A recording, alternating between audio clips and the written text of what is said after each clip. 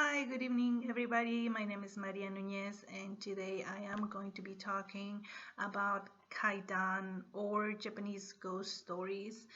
So, to understand what Kaidan means, you need to know that it's a word composed of two kanji. The first one is Kai, which means strange, mysterious, or bewitching apparition, and then Dan, which kind of means to talk or narrate. So if you put it together, is to narrate or talk about strange, mysterious things, or basically to tell ghost stories. Um, there is a book with the same title that was written by this gentleman that moved from the US to Japan back in the 1900s. His name is Lafcadio Hearn. There's a picture of him.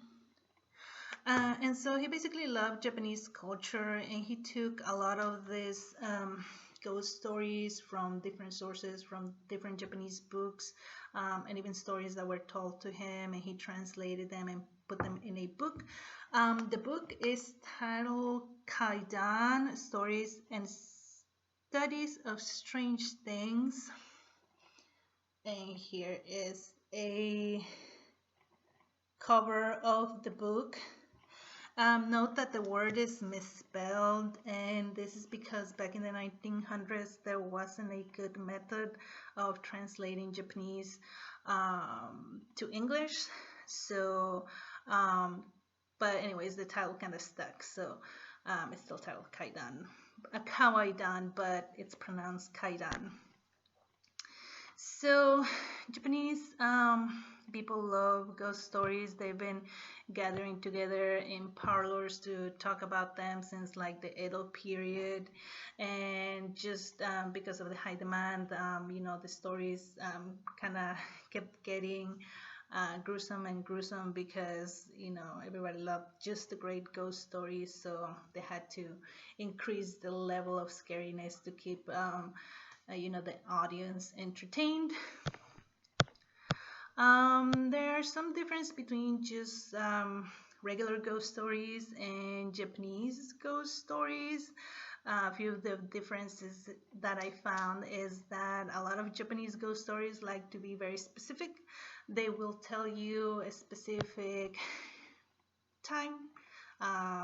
They will tell you a specific city that this happened at. They will provide you with family names. The characters also have very specific names. So a lot of these really old folkloric stories will have those elements. I also found out that a lot of Japanese ghost stories don't talk about just human spirits or human ghosts coming back and haunting people. A lot of Japanese ghost stories have non-human spirits such as trees or animals that take part in the stories. Sometimes their spirits come back for revenge. That's another difference that I found from just regular ghost stories and Japanese ghost stories. In a lot of Japanese stories, the plot is revenge.